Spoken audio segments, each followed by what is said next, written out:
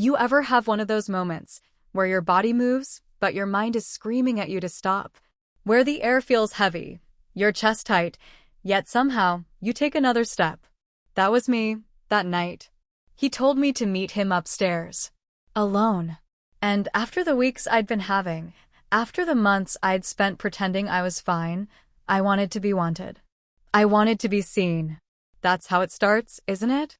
Not with lust. Not with some grand plan. But with loneliness so deep it hums in your bones. I should have known better. But when you feel invisible for long enough, you'll do almost anything to feel human again. I walked up those stairs, heart pounding so loud it drowned out reason. Telling myself, he just wants to talk. Maybe it's innocent. Maybe I'm imagining things. But when I opened that door, 3 more were waiting. 3 men. Watching me like I was something they'd already claimed. And in that moment, the woman I thought I was. The wife, the mother, the good woman who never crossed the line, she shattered. I can't tell you why I didn't turn around and run. Maybe because part of me was tired of running. Tired of being unseen.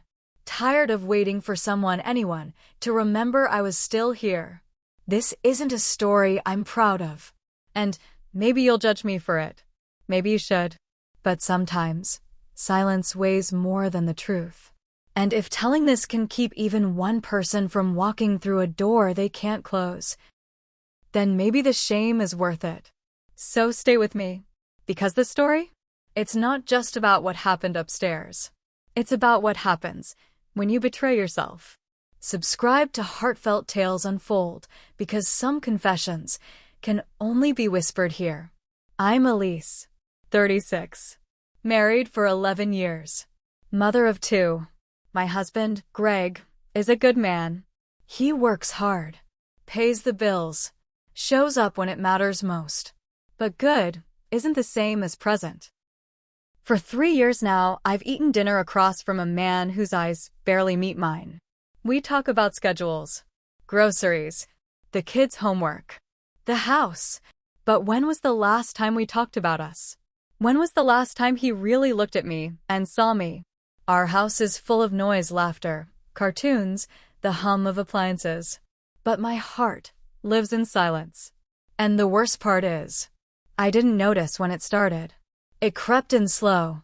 Little things. Less touching. Fewer late-night talks. A kiss on the cheek instead of the lips. Conversations that felt like checklists. And somewhere along the way, I stopped asking for more. Because after a while, asking started to feel like begging. And no one wants to beg for love. I kept busy. The kids needed me. Work kept me occupied. But at night, when the dishes were done, the lights were low, and Greg sat on his side of the couch scrolling through his phone, my loneliness pressed in like a second skin. Then came Victor. He wasn't a stranger. An old acquaintance, part of Greg's business circle. We'd crossed paths at events, exchanged polite smiles, the occasional hello. But something changed the night of Greg's birthday dinner. I was helping serve drinks when Victor caught my eye. And this time, he didn't just look at me. He looked through me. Like he saw the part of me I kept locked away. The woman beneath the mother. The woman beneath the polite hostess. He said things no one had said in years. You look beautiful tonight. I almost didn't recognize you. You've got this glow. I laughed it off. Tried to brush it away. But his words stuck.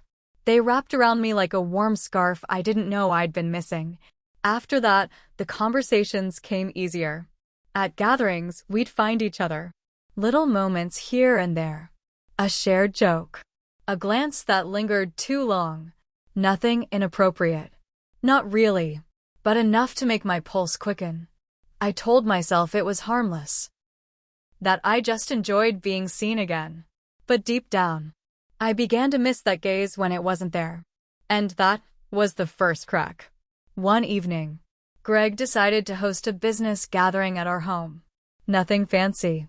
Just a few colleagues, some clients, a catered dinner. I was expected to help serve, smile politely, and disappear into the background like I always did. By that point, I had gotten good at playing invisible.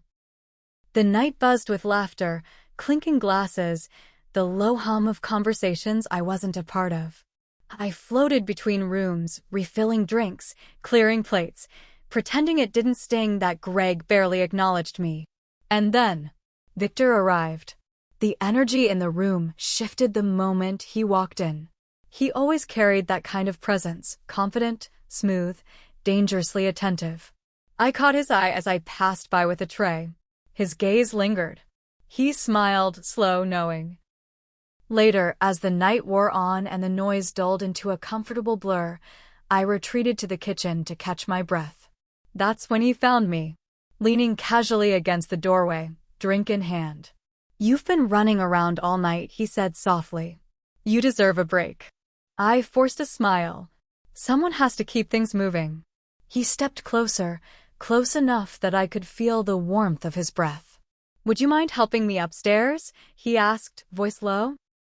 "There's something I'd like to show you, away from the crowd." I hesitated. Every instinct told me to say no, to smile politely and excuse myself. But in that moment, something inside me rebelled. I was tired of being background noise, tired of being the woman who always said no to her own desires. I should have said no, but my feet moved before my mouth did. I followed him upstairs, pulse thudding in my throat.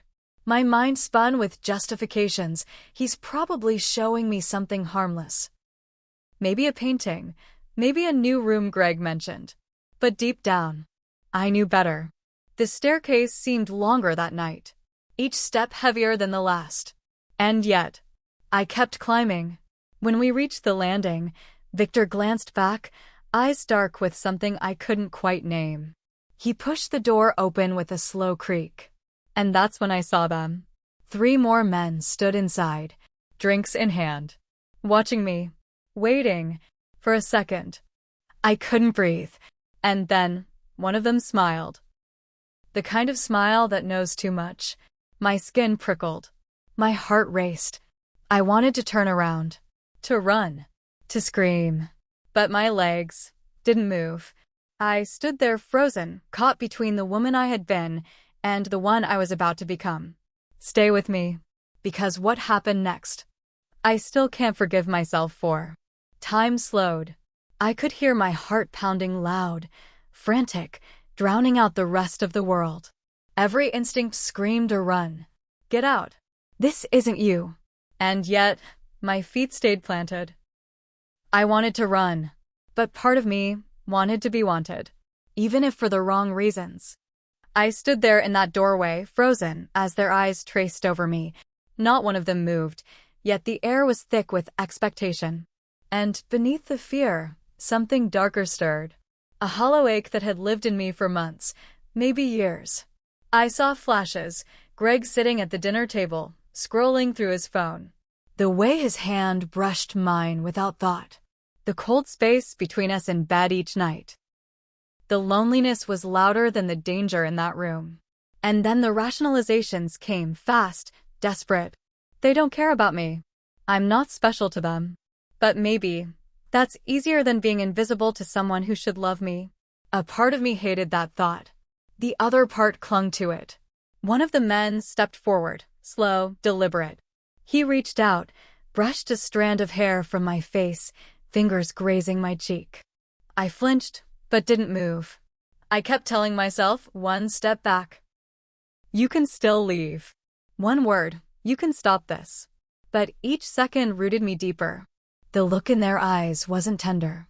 It wasn't loving. It was hungry. And for a moment, shamefully, I wanted to be devoured. Because at least then, I'd be seen. Another flash, Greg rolling over, back turned to me.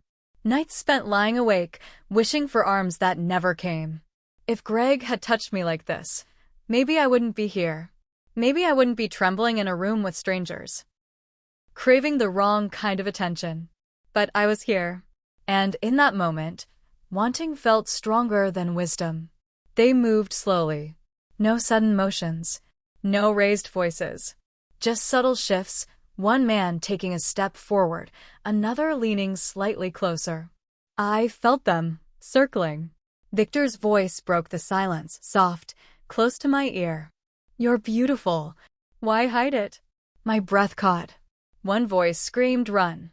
Now, while you still can." But another voice, quieter, more dangerous, whispered, "Stay. Just this once. Stay, and remember what it feels like to be seen." Victor reached for the nearby table, poured a drink. Amber liquid swirling in the glass. He held it out to me, smiling. Calm. Certain. I took it. Fingers trembling. I told myself one sip, then leave. Just one. But even the first sip burned more than the whiskey. It burned because I knew I wasn't going to leave. The room seemed to shrink. The walls pressed in closer with each breath. Another man brushed past me, too close. His arm grazed mine. "Did anyone ever tell you, you have the kind of smile that makes a man forget himself?" I laughed, nervous, hollow. It wasn't a real laugh. It was the kind of laugh women give when they're drowning inside. And that's exactly where I was. Drowning. Victor stepped behind me, fingers trailing down my arm, stopping at my wrist. His grip was gentle, but it told me one thing: you're not walking out of here the same. Another man leaned in, whispered something I couldn't even process. My mind was a blur. My body betrayed me, still standing there, still smiling faintly, still sipping that damn drink. Every second dragged me deeper. And just as I thought maybe I can still leave, maybe this is salvageable, I heard it. Click. Someone closed the door. And locked it. The sound echoed louder than any scream. My breath caught. My skin turned cold. And in that moment, any illusion of control vanished. If you think it ended here, it didn't. Not even close. The air in the room shifted. It got heavier, thicker. Their smiles softened, turned darker, more certain. One of the men, tall, broad-shouldered, stepped forward, took my hand. His grip was warm, steady. I could have pulled away, but I didn't.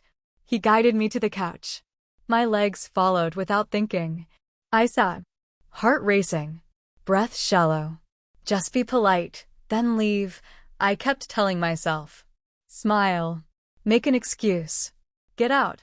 But my body wasn't listening anymore. The men moved around me, slow, deliberate. Words fell around me like silk, soft, suggestive. You deserve more than he gives you. You've been unseen for too long. Tonight, you're ours to adore. I wanted to scream, this isn't adoration. This isn't love. But my mouth stayed shut. Victor moved behind me. His fingers traced my shoulder, my neck. Then, his lips pressed against my skin. Warm. Lingering. That was the first betrayal. And I let him. I didn't pull away. I didn't protest. Because in that moment, it wasn't about wanting them. It was about needing to feel alive. Just for one moment, to remember I was still here. Another man leaned in, lips brushing my ear. You smell intoxicating. His words sent a shiver through me, not from pleasure, but from the war raging inside. I wasn't there anymore, not really.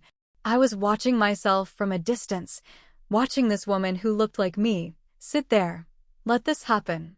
And then, a voice from downstairs. Victor, where'd you go, man? The spell broke. The men froze. Victor pulled back. A sharp exhale left his lips. Without a word, he crossed to the door. Unlocked it. The sound of the latch snapping free hit me harder than any touch that night. I stood. Or rather, I tried to. My legs trembled not from fear, but from shame. As I walked out, each step felt heavier than the last. I didn't glance back. Couldn't. Don't go yet. Because what came after broke more than just me. I walked down those stairs, one shaky step at a time. My hands trembled. My skin felt too tight. Every inch of me wanted to disappear. The laughter from the living room hit me like a slap. Normal. Casual. Unaware. I forced a breath, fixed my face, and walked in. Greg didn't notice. He was deep in conversation, glass in hand, smiling that empty smile I'd grown used to. Across the room, Victor. His eyes caught mine. The smallest smirk touched his lips.